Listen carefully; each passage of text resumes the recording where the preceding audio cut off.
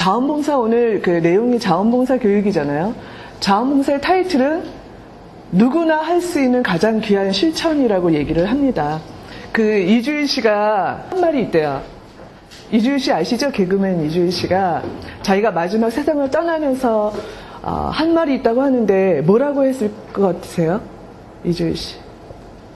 내가 가족들과 좀 더 시간을 보냈으면 좋았겠다 하는 그런 마지막 말을 남기고 가셨다고 합니다. 근데 가족들과 함께라는 얘기는 어떻게 보면 우리가 일상적으로 굉장히 일에 바쁘고 또 해야 될 일이 많기 때문에 실은 가장 소중한 작은 일에 최선을 다하지 못했기 때문에 그런 것들을 후회하는 것은 아닌가 이제 그런 생각도 들고요. 여러분들이 이렇게 주변 사람들한테 뭐 이렇게 물어보신다든지 아니면 또 그런 얘기를 들었을 때가 있을 거예요. 지금 자원봉사를 하고 계시는 분 손 들어보세요. 다 바쁘시죠, 현장이. 대부분 그렇습니다. 이제 자원봉사를 하고 계십니까? 그러면 좀 더 여유가 생길 때 하겠습니다. 지금은 좀 바빠서. 제가 지금 생활이 어렵기 때문에 좀 여유가 생기면 그때 남을 돕지요. 그러니까 많은 분들이 생각할 때 시간을 굉장히 많이 투자하는 것으로 생각을 하시고 아니면 자원봉사가 돈이 많이 드는 것으로 생각들을 하세요. 근데 실은 그렇지 않아도 할 수 있는 일이 자원봉사라고 저는 생각을 합니다. 이제부터 쭉 한번 보도록 하겠습니다. 자원봉사의 의미는 인간의 자발적 의지와 욕망을 나타내는 라틴어의 자유의지에서 기원이 됐다라고 얘기를 합니다. 아까 말씀하셨던 한 분이 이제 내가 시키지 않은, 내가 원해서 일을 했을 때 행복하다라고 말씀을 하셨잖아요. 그래서 스스로, 그 다음에 자기가 원해서 받들고 섬기는 일을 자원봉사라고 얘기를 합니다. 여기 작은 내용을 보면 어떤 특정한 사람이나 그룹에서 시간과 물질적인 여유가 있는 경우에 하는 특별한 활동이 아니라 누구나 언제 어디서라도 다양한 방법으로 할 수 있는 활동이 자원봉사자라고 얘기를 합니다. 옆에 계신 분들 다 아시죠? 다시 한번 옆에 계신 분 얼굴을 한번 쳐다보세요. 어떤 모습을 하고 계십니까? 얼굴을 한번 보시고요. 다시 한번 인사를 한번 나누도록 하겠습니다.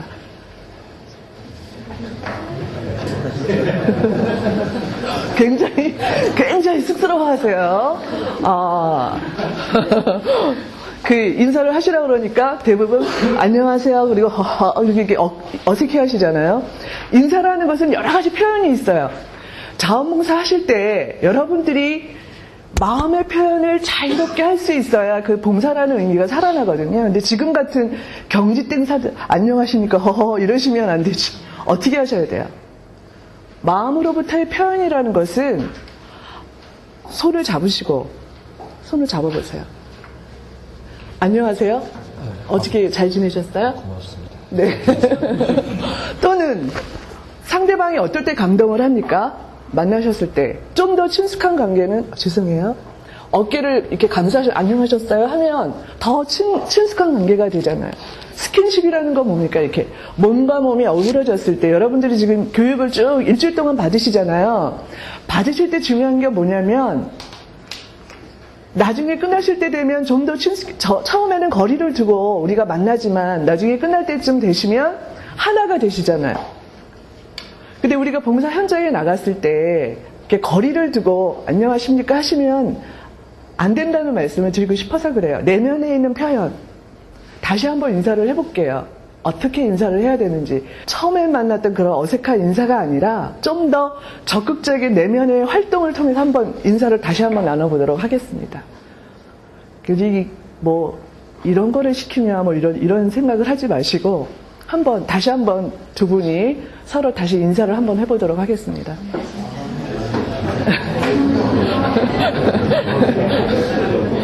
아유, 고맙습니다. 네. 제가 교육 시간이기 때문에 그런 게 가능하시겠죠. 제가 이따가 이제 또 실습도 하겠지만 그 대상자들은 늘 만날 때 여러분들이 이제 누구를 도울 것이냐는 것은 이제 나중에 또 쭉 보도록 하겠죠. 근데 사람을 만났을 때 누구나 처음 만나는 게 아니라 몇 번 만나본 듯하게 관계성을 갖는 것이 자원봉사에서 가장 중요합니다. 뭐 아까 말씀드렸지만 자발성, 무보수성, 지속성, 뭐 이타성 이렇게 얘기를 하죠. 여기에서 제가 지속성에 대한 개념을 다시 한번 말씀을 드릴게요. 다른 부분들은 다 아실 것 같고, 저희가 이제 사회복지 현장에서 일을 하다 보니까 이제 어떤 것들이 제일 좀 안타깝게 생각이 되냐면, 가장 사회복지나 자원봉사가 바빠질 때가 언제라고 생각하십니까?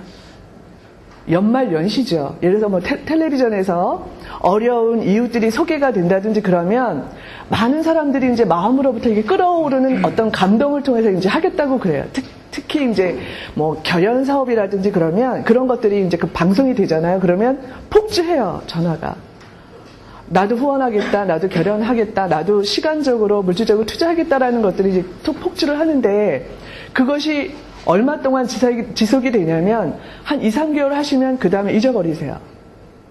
근데 실제로 자원봉사라는 것은 여러분들이 뭐 자발성, 무보수성, 이타성, 지속성도 정말 중요한데 그중에 저는 지속성에 대해서 좀 비중을 두고요. 거기에 한 가지 더 추가를 한다고 한다면 뭐가 있어야 되냐면 뭐 같아요? 책임성입니다. 책임성이 있어야 지속성이 유지가 된다고 저는 생각을 하죠. 그러니까 내가 처음에 어느 기관에 가서 어느 무위탁 노인 시설에 가서 내가 가족들과 함께 한 달에 1시간만 봉사를 하겠다. 1시간씩 그렇게 마음을 먹었으면 계속적으로 하셔야 되는 거예요. 책임성이 따르는 부분이기 때문에 내가 시간이 있으면 하고 시간이 없으면 안 하고의 개념이 아니죠. 많은 분들이 이제 자녀 교육을 이렇게 특별하게, 아까 이제 성적이 오르면, 우리 아이가 성적이 오르면 행복하다라고 말씀을 하셨잖아요. 공부를 이제 많이 해야 되기 때문에 대부분의 부모들이 자원봉사를 시키는 것 자체를 뭐라고 생각을 하냐면 시간 낭비라고 생각을 하세요. 그래서 내가 대신 봉사활동 할 테니까 자원봉사 시간을 인정해 달라고 하시는 분들이 굉장히 많으세요. 그 개념의 차이가 어디에 있습니까?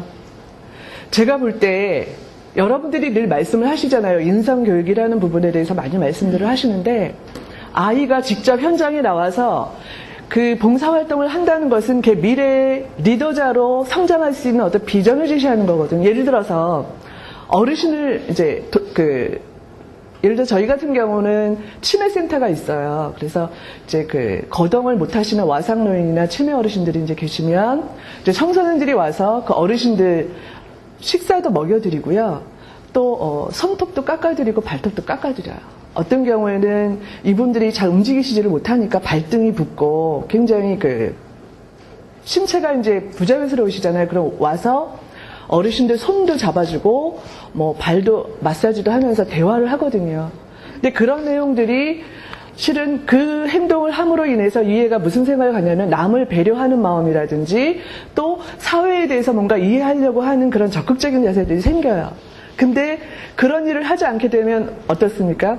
제가 한 달에 한 번, 이제 전에는 3개월에 한 번씩 단기 치매 입소 때문에 그 가족들하고 계속적으로 상담을 해왔는데 이제는 단기 치매가 6개월이 됐어요. 6개월이 지나면 이제 새로운 가족들이 들어오는데 많은 가족들의 문제가 뭐냐면 자기 부모님이 이제 치매에 걸리시거나 와상노인이 되면 가족 불화가 생긴대요.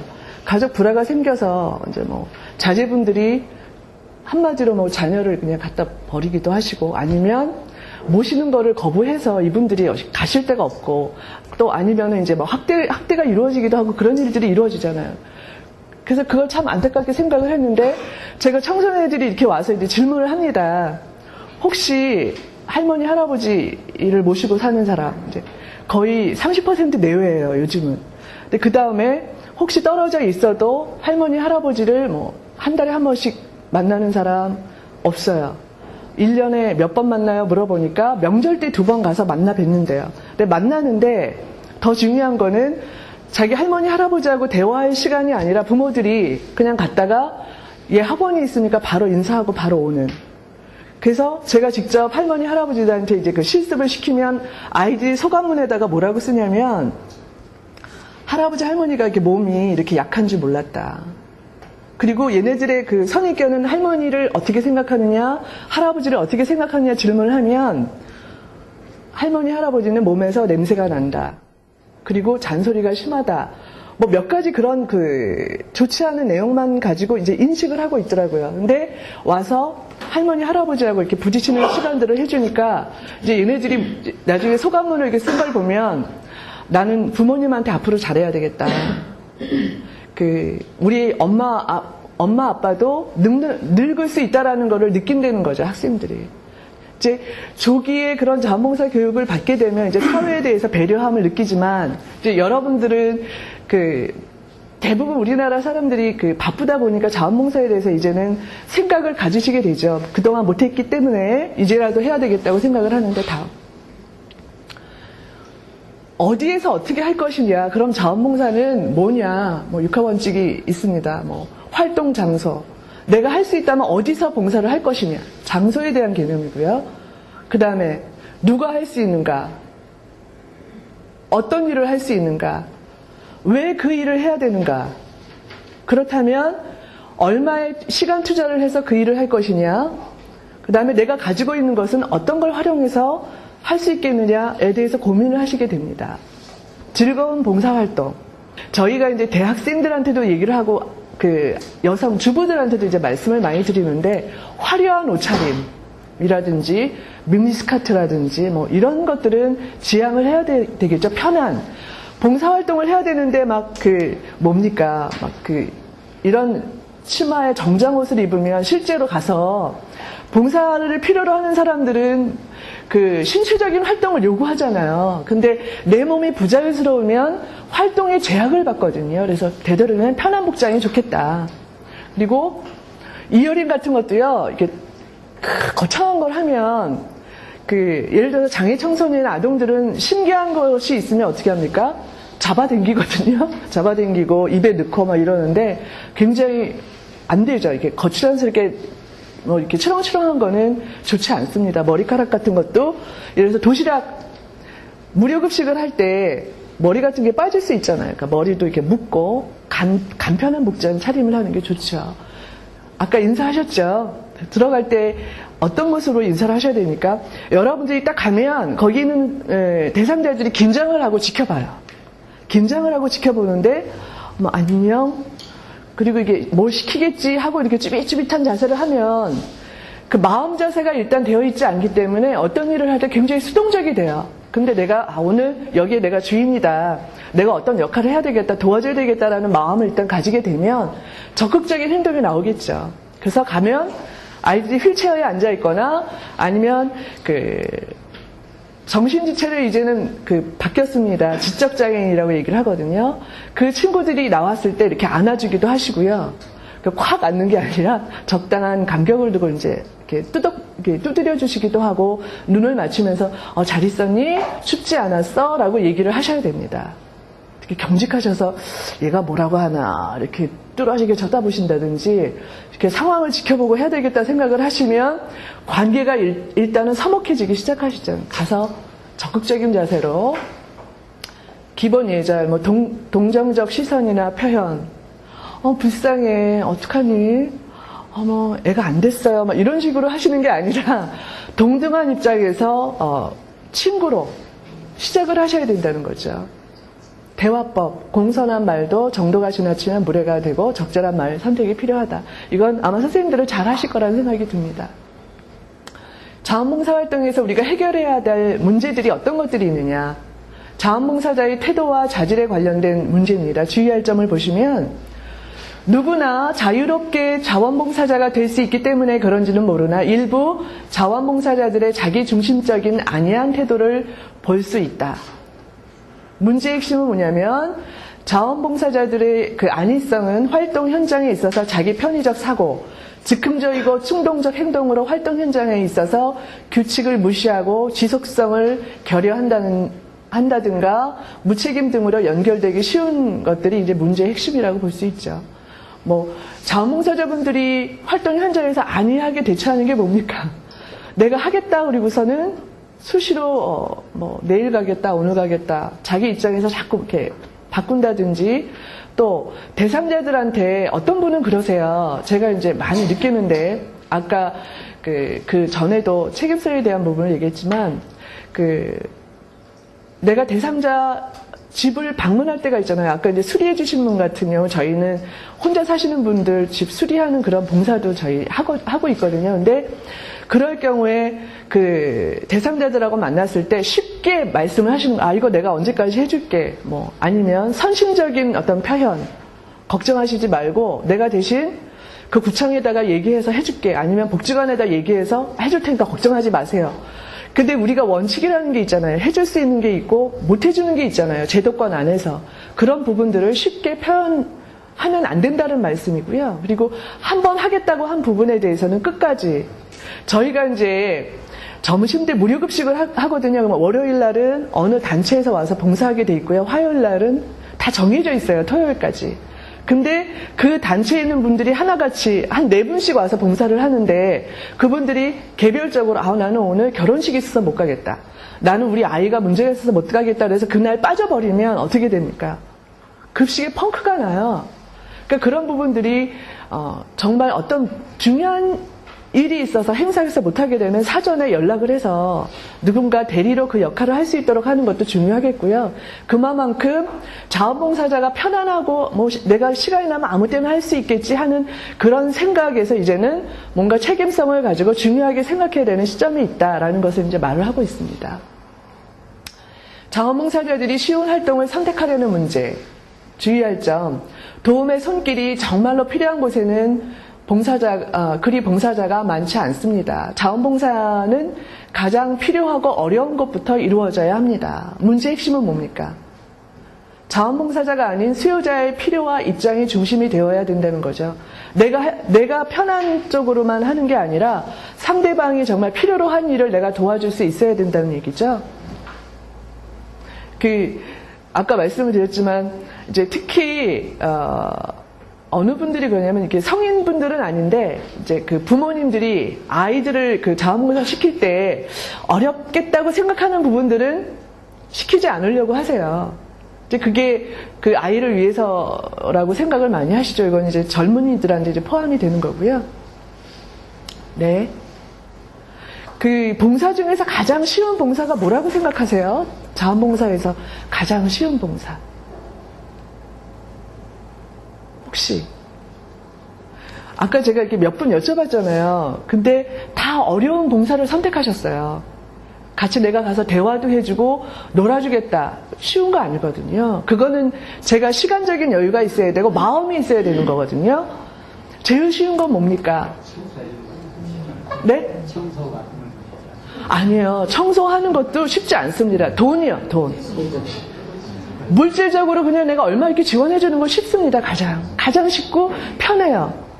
근데 정말 대상자들이 원하는 건 여러분들 물질도 정말 원하죠. 근데 정말 필요한 거는 지금 여러분들이 말씀하셨던 목욕을 해준다라든지 아니면 뭡니까?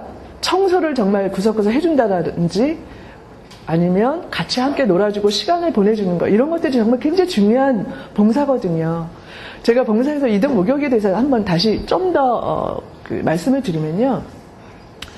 그 서울시에서 지금 이동 목욕 서비스를 하잖아요. 저희 양천구 같은 경우는 저희 복지관에서 그 전체를 커버를 해요. 그러니까 얼마나 버겁겠어요.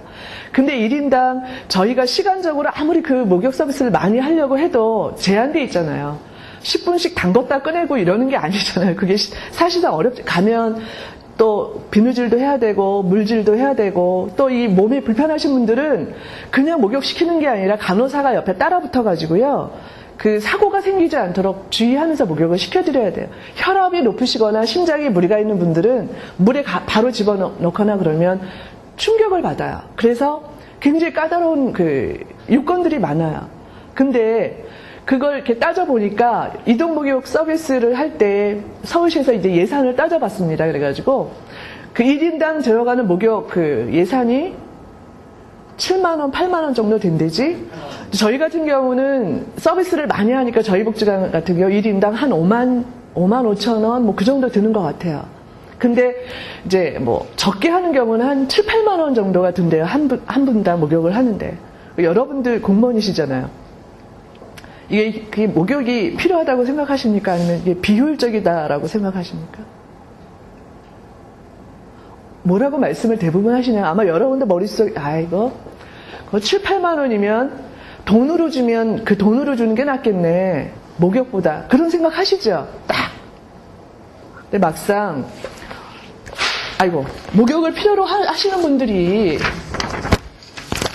7, 8만 원 가지고 그 목욕을 할 수 있습니까? 예를 들어서 거동이 불편하고 아주 신체적으로 장애가 있으신 분들이 목욕탕에 가면, 노숙인들이 목욕탕에 들어가면 목욕탕에서 받아줍니까? 그 혼자 할 수 없잖아요, 거동이. 그러면 누군가 따라 붙어서 해줘야 되는데, 응? 누군가 그 따라 붙어서 그 목욕을 할 수 있겠습니까? 사실상 현실적으로 어렵거든요. 이 저소득계층이나 혼자 사시는 분들이나 이게 신체 장애를 가지고 있는 분들도 가족이 있잖아요. 여러분들 생각에 가족들이 해주면 되지 뭐 그렇게 생각하실 수 있죠. 근데 가족들이 하루벌이 해서 먹고 살아야 되면 현장에 나가야 되잖아요. 방치돼 있거든요. 모든 병의 근원은 어디서부터 오냐면 위생, 보건 이런 쪽에서 오잖아요.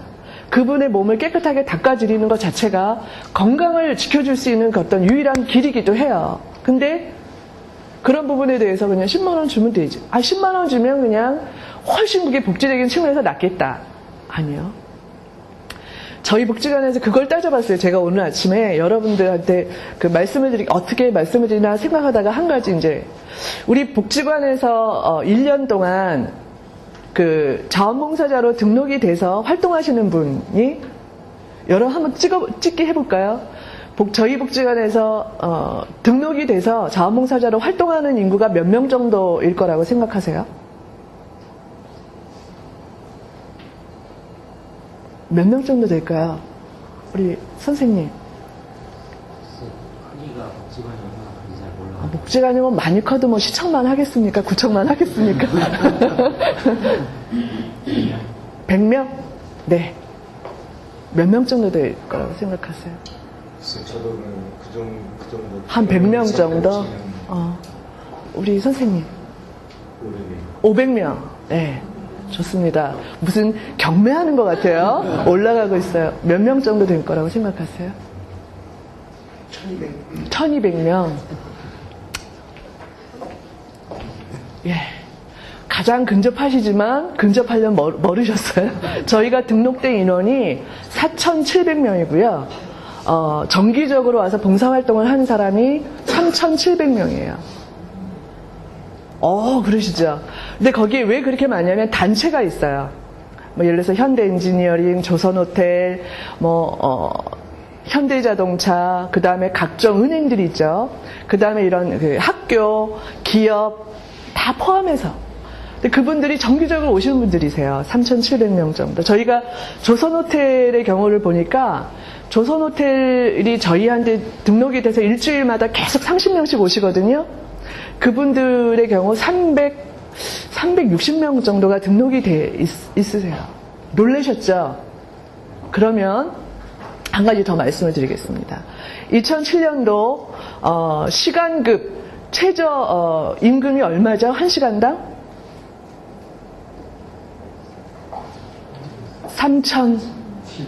3,700원.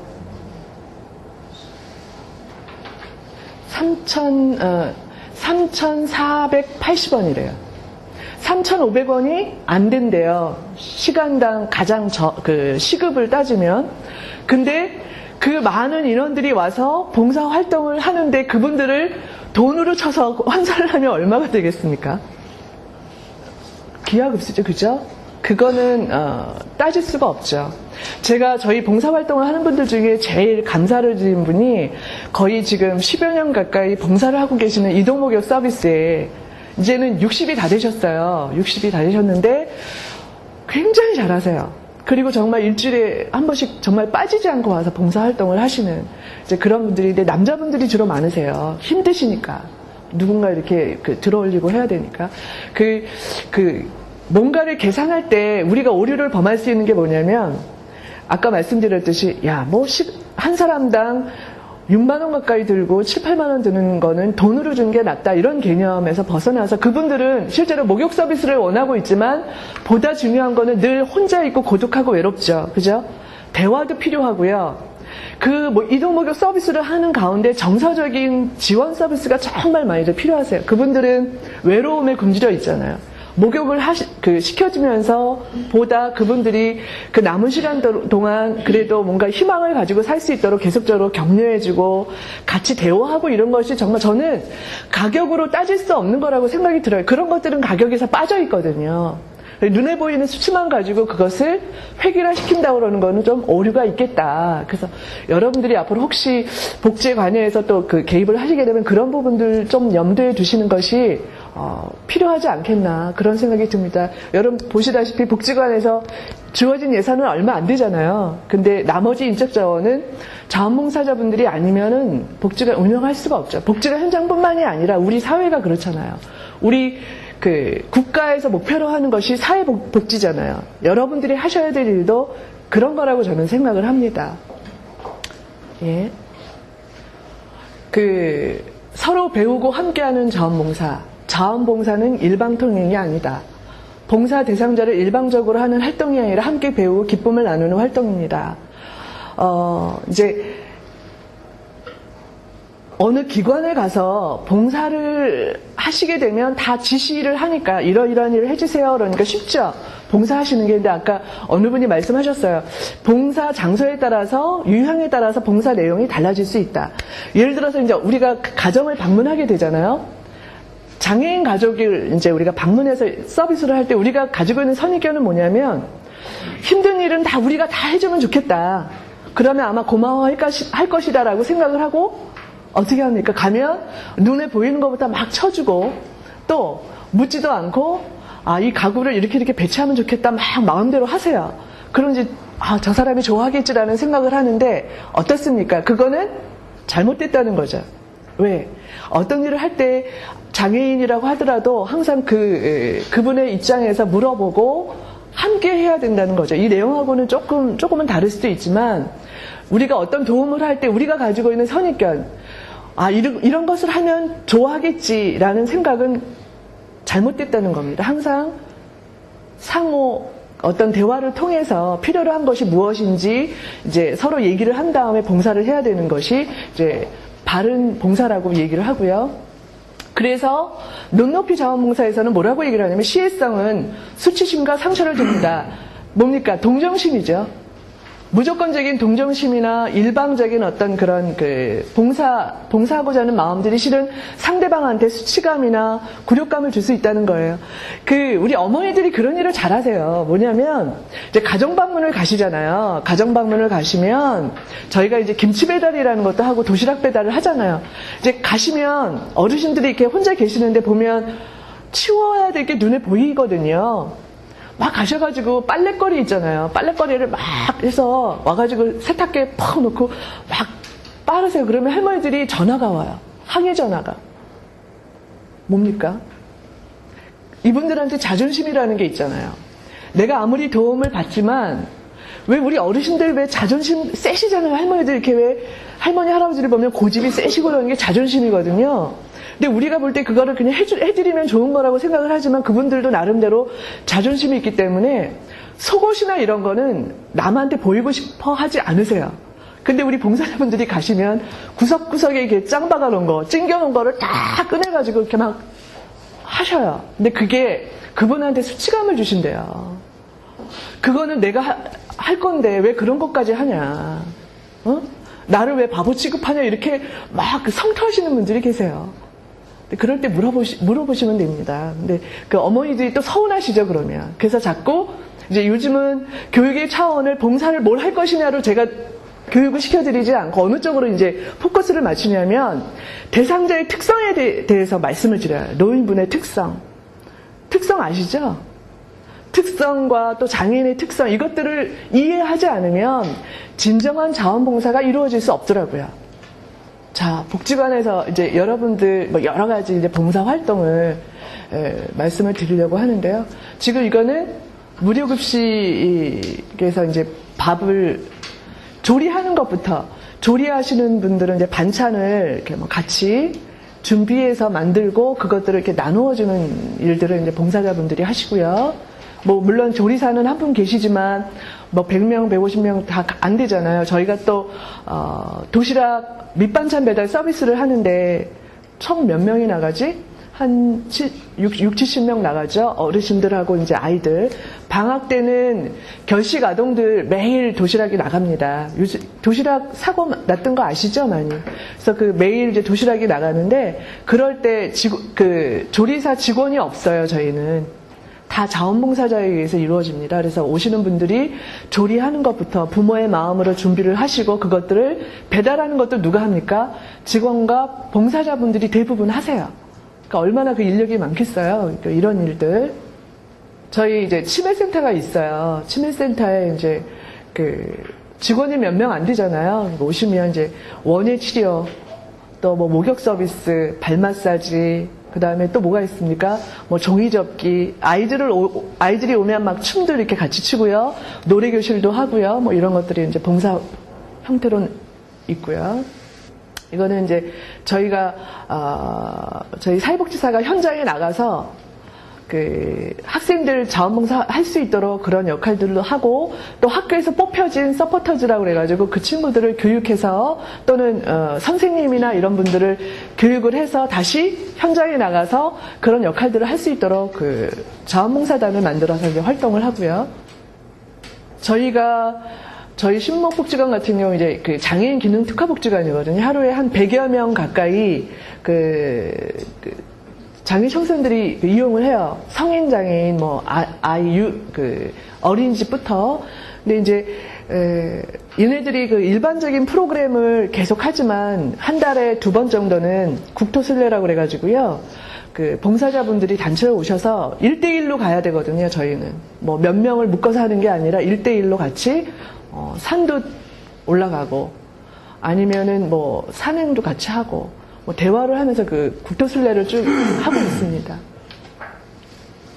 아까 말씀하셨던 이동목욕 서비스요. 이거는 이제 저소득 가정인데 평소에 생활을 하시던 분들인데 저희가 이제 모아서 같이 뭐 이런 거는 교회나 뭐 아니면 성당이나 아니면 종교단체 있죠. 뭐 불교 이런 단체하고 같이 봉사자들하고 목욕 서비스를 가는 거예요. 온천이나 이런 데는. 이건 이제 행사성이고요. 저희가 이분들이 이제 택시기사 모범자회예요. 근데 저희가 이동수단이 불편하신 분들은 버스를 타고 이동하기가 어려워서 모범자회 택시 운전하시는 분들 택시하고 같이 해서 저희가 택시도 한 20대, 그래서 한 20분의 봉사자분들하고 그 다음에 그분들을 하고 같이 움직이실 봉사자 한 2분이 같이 차에 타시거든요. 차 한 대에 한 분씩 뭐 이런 식으로 해가지고 아니면 2분 해서 저희가 이제 행사를 치르죠. 이거 쉽지가 않아요. 이런 행사하는 게. 왜냐하면 저희 직원은 담당자는 한 명이잖아요. 그러면 지역에 있는 자원을 다 끌어서 봉사자분들이 이 일을 함께 해주시고 계십니다. 뭐 이거 조선호텔 자원봉사하고요. 어버이 행사 같은 경로잔치 행사도 저희 예산이 없어요. 저희 예산이 없어서 이런 데서 이제 오셔가지고 최고의 요리사와 또 최고의 서비스맨들이 와서 그날 다 음식부터 다 이렇게 프로그램까지 해서 이제 진행을 하죠. 이게 다 자원봉사로 이루어지고 있습니다. 조선호텔의 경우는요, 거기에는 자원봉사 시간이 정해져 있대요. 임직원들 20시간 이상. 그것을 하지 않으면 승급이 안 되고요. 승진도 안 되고요. 그래서 저희 기관에서 거의 조선호텔 같은 경우 60%의 대상자분들이 저희 기관에서 지금 자원봉사 활동을 하고 있습니다. 지난번에 마라톤 대회를 했는데요. 우리 아이들이 영화가 나온 적이 있잖아요. 마라톤 영화 나온 적 있죠. 그래서 마라톤을 굉장히 하고 싶은데 기회가 없었어요. 그래가지고 저희가 이제 봉사자가 둘이에요. 이 친구는 손만 놓으면 튀어나가서 어디로 갈지 몰라요. 그러니까 꼭 잡고 다녀야 돼요. 그래서 6.7km를 같이 대화를 하면서 이렇게 마라톤 행사를 했고요. 아까 말씀드렸지만 그 이동목욕 차 같은 경우에 전부 이렇게 사람이 따라다니면서 그 일을 해야 되고요. 특히 이제 노인분들은 어떤 경우가 있냐면 시설에서 이제 생활하시는 분들은요. 뼈가 되게 약하세요. 그래서 실은 자원봉사자분들한테 쉽게 맡기지를 못해요. 훈련을 하고 교육과정을 거쳐야 되는데 얼마나 단순하냐면 이분들이 소파에 이렇게 있다가 밑으로 퉁 떨어지면 뼈가 부러져요. 그리고 목욕을 할 때 물통에 이렇게 하다가 잘못하면 뼈가 척추가 뭐 금이 간다든지 그런 게 숱해요. 그 평소에 운동을 하면 괜찮은데 계속 누워 계시잖아요. 그러니까 어떻습니까? 제가 이렇게 그 생활시설에서 그 관리를 하다 보니까 답답한 게 욕창이 많이 생겨요. 그래서 저희가 이제 오면 계속 2시간마다 이렇게 뒤집기를 하고요. 그 다음에 이제 봉사자분들이 오시면 그 마사지 서비스를 해드려요. 이렇게 그 부분을 계속, 그러니까 혈액이 통할 수 있도록 뭐 그런 일을 한다든지, 저희가 일하면서 제일 이제 난감한 경우가 이제 어떤 경우가 있냐면, 이제 어느 분이 이제 가족이에요. 보호자예요. 이제 사례를 말씀을 드리는 거예요. 오셨어요. 둘째 아들이래요. 근데 무슨 자기가 이제 자영업을 하고 있는데, 이제 어머니를 여기 저희 기관에 맡긴 거죠. 그러니까 서울시에서 예산 지원을 다 하잖아요. 치매시설 같은 경우. 근데, 맡겼는데, 어디다 본인이 뭔가 답답한가 봐요, 가정적으로. 근데 오시자마자 뭐부터 보냐면 어머니가 누워 계시는 침대를 다 샅샅이 조사하시는 거예요. 다 조사하는데, 머리카락이 하나가 나왔어요. 이렇게 더러워서 되겠냐. 막 소리를 지르면서 이제 난동을 피우는 거예요. 이제, 아니, 머리카락 나올 수도 있지. 응? 뭐 이렇게 이제 우리 직원이, 그게 아니고, 이러면서 쩔쩔맬 거 아닙니까? 그리고 이제 그 다음에 그것도 이제 분이 안 되니까 이거를 어디다 얘기를, 목욕은 얼마나 시켜요? 그런 거예요. 저희는 일주일에 목욕을 2번 시켜드리거든요. 원래 법적으로 1번 이상 하라고 돼 있어요. 근데 아마 1번 이상도 못 하나 봐요. 왜? 아까 말씀드렸잖아요. 목욕을 시키는 게 쉬운 일이 아니고요.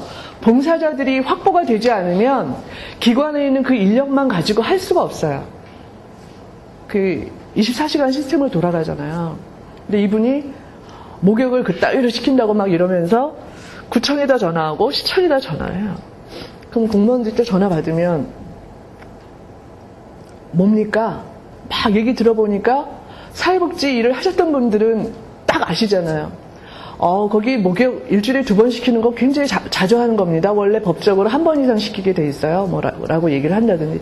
머리카락이 이렇게 뭐 그런 게 문제가 됩니까? 할머니들 머리는 수시로 빠지는데 아무리 깨끗하게 해도 그럴 수 있는 거 아닙니까? 거기 담당자하고 한번 얘기를 하세요. 가셔서. 그리고 자주 직원이 못하면 댁이 가셔가지고 직접 해드리면 되지 않습니까? 이렇게 자꾸 일축을 할 수 있어요. 또 그렇게 하셨던 것 같아요. 저는 좀 방법이 달라요. 제가 이제 가가지고 오라고 그랬어요. 보호자를 오라고 그래가지고 소리를 질렀어요. 모시고 나가. 네. 강한 사람한테 강하게 하거든요. 그리고 지금부터 내가 당신 집에를 가겠다. 갑시다. 머리카락 하나 나올 때마다 내가 어떻게 하나 보자. 머리카락 없나 보자. 응? 나 아침에 청소하고 오는데 청소하고도 집에 가면 머리카락이 빠져가지고 수두룩한데 그게 더러워서 그러겠느냐. 자연이 생길 수 있는 거 아니냐. 목욕? 가보자. 우리는 지금 법적으로 그렇게 돼 있는데 우리는 2번씩 시킨다. 어머니 봐라. 지금 지저분하냐 때가 있냐. 막 이제 소리를 같이 쳐요. 모시고 가라고. 우리는 법적으로 하자 없는데 당신 적당한 데 갖다 맡기라고 어머니. 그랬더니 저를 손을 잡더니 할 말이 있다는 거예요. 흥분하시지 마세요. 막 이러면서 할 말이 있대요. 사무실로 들어오라고 그랬어요. 한번 소리를 쳤으면 그 다음엔 한번 해줘야 되잖아요. 여러분들 민원인 많이 상대해 보시잖아요. 그래서 싹 데려다가 차를 한 잔을 이렇게 같이 하면 왜 그러셨어요? 다 알면서 자영업 하시면 아시잖아. 힘든 거. 우리가 일부러 안 하는 거 알죠? 안 돼요. 우리 여기 깨끗하고 잘하는 거 아시죠? 안 돼. 왜 그러셨냐 했더니 이제 속에 있는 얘기를 막 하는 거예요. 내가 둘째 아들인데 내가 어머니를 모시고 있다 이거예요. 본인이 모시는 거 아니잖아요. 우리가 모시는 거잖아요. 자기는 한 달에 50만 원 안 되는 돈 대고 있잖아요. 근데 그걸 모시는 거라고 얘기를 해요. 그러면서 우리나라의 어떤 전통적인 사고는 뭐냐면 큰 아들이 모셔야 된다라는 거를 하고 있는 거죠. 왜 큰형이 있는데 내가 이걸 이제 모시고 있다. 나는 형 때문에 막 속상하다 그러면서 막 울분을 토하는 거예요. 알고 보니까 형이 계속 실직을 해가지고요. 그 어려운 중이에요. 그래서 몽골 여자랑 결혼을 해서 살고 있어요. 그러니까 그게 되겠어요. 하루 벌어서 하루 먹고 사는데. 그러니까 형을 막 비판하는 거야. 저는 거기서 그분을 통해서 그 업무를 보면서 무슨 생각을 하냐면, 이분이 쌓인 게 많겠구나. 집에서는 왜 안 모셨겠어요? 한 달에 50만 원이면 그 일반적인 서민들은 그것도 참 부담이 되는 부분이거든요. 그러면 분명히 부인께서 또 바가지를 긁을 거예요. 왜 당신이 책임을 지고 그 일을 하느냐, 뭐 어쨌냐, 뭐 얘기할 거 아니에요? 스트레스를 받겠죠. 그 마땅히 풀 데가 없으니까 이제 저희한테 와서 푸는 거죠. 그래서 제가 힘드시겠다. 다음에 오시면 속상하면 오셔라. 나하고 차 한잔 마시자. 그러면 해결되지 않겠냐. 한두 번 오시더라고요. 그리고 문제가 이제 해결이 되는 걸 이렇게 봐요. 근데 제가 그런 것들을 이렇게 보면서 이제는 대상자뿐만이 아니라 그 대상자, 그 문제가 있는 어떤 그 도움을 필요로 하는 사람들에 대한 그 스트레스 서비스도 굉장히 많겠구나. 우리 그 장애 기능 특화를 하는데 대기자가 무지 많거든요. 서로 들어오려고 그러는데 자기 순번이 어디인지 다 알고 있어요. 이용하시는 분들이 누가 빠지면 내가 들어간다 이걸 기억하고 있기 때문에 뭐 누구 힘에 의해서 아니면 뭐 봐주는 식으로 이렇게 됐다가는 난리가 납니다. 그리고 그분들은 저돌적이세요. 막 어떻게 하면 싸우려고 준비를 하고 계신 것 같아요. 이해하시잖아요. 그죠? 막 그러니까 그때는 또 우리는 대상자를 관리하는 것뿐만이 아니라 그 가족들에 대한 서비스도 필요하겠구나. 그래서 저희 직원들한테 계속 훈련을 시킵니다. 뭐냐면 일이 좋아서 다 오잖아요. 여러분들도 아마 그러실 거예요. 일이 좋아서 오는데 뭐 때문에 일을 못하게 되냐면 주변 환경 때문에 자꾸 일을 못하게 되는 어떤 걸림돌이 되는 거예요. 그래서 요즘은 직원들한테 일 잘해라 이런 말이 아니라 대처하는 그런 훈련도 제가 이제 중요하게 생각을 하고 있는 것 중에 하나입니다. 아마 공감을 하실 것 같아서 말씀을 드렸습니다. 이런 경우는 아까 이제 그 자원봉사 영역 중에서 그냥 일반적인 영역도 있지만 이렇게 전문적인 기능을 가지고 계신 분들이 있죠. 이런 경우 이제 그림을 그리시는 분들 와서 아이들 스케치ing 해주고요. 이 아이들은 이제 선물하는 거예요. 아이들이 굉장히 좋아하고요. 또 아까 뭐 전문 기술 중에 하나가 이렇게 수리하거나 고쳐주는 일을 잘 하시는 분도 계시고요. 기능적인 측면. 또 어떤 게냐면 피아노를 잘 치시는 분들은 피아노를 또 와서 이렇게 가르쳐 주시고, 저희 그 방과후라고 그 저소득계층의 아이들이 와서 한 방과후 프로그램 아시죠? 거기에 봉사하시는 분들 중에 옛날에 선생님을 하셨거나 뭐 공무원을 수행하셨던 그 어르신들이 오셔가지고 아이들 1대1 수업을 해요. 성적이 안 좋은 친구들, 이제 부진한 친구들한테 1대1 수업을 이렇게 해주시기도 하고, 그러니까 과외 수업이죠. 그런 봉사활동도 해주시고요. 또 그 저희 양천구에 바이올린 그 학원 교습소가 있어요. 근데 그 바이올린 그 학원에서 지원을 해줘서 저소득 애들이 바이올린을 어디서 만져보겠습니까? 거기서 와가지고 이제 아이들 대상으로 이제 바이올린 훈련도 시키고, 이제 그런 것들은 이제 전문 봉사라고 말을 하죠. 그리고 또 한번 넘겨보실래요? 요거는 이제 청소년들 와서 장애인들 인식하기 위해서 휠체어 직접 타보고 보더블록도 이렇게 체험하고요. 이게 얼마나 불편한지를 실제적으로 이제 체험하고 인식하는 그런 과정이, 혹시 자제분들 계시면 저희가 여름 6월부터 모집을 하거든요. 그래서 방학 동안에 와서 여러 가지 이제 장애인식 프로그램, 또 그다음에 노인 체험 이런 것들을 해요. 중요한 거는 뭐냐면 쉽게 어떤 일들을 이렇게 하는 것보다는 아이들한테 스스로 그 체험을 터득시키게 해서 나중에 훌륭한 리더자가 되게 하는 게 여러분들 그 생각이시잖아요. 많이 이제 홍보도 해주시고. 예, 오늘 정말 수고 많이 하셨고요. 이 자원봉사 교육을 통해서 앞으로 여러분들이 현장에 나가서 더욱더 행복하고 기쁜 일들이 많아지시기를 바랍니다. 그리고 자원봉사 하시면서 어려운 일이 있으시면 또 연락 주시고요. 문의 주시고 또 행복한 나날도 되시기를 바라겠습니다. 오늘 수고 많이 하셨습니다.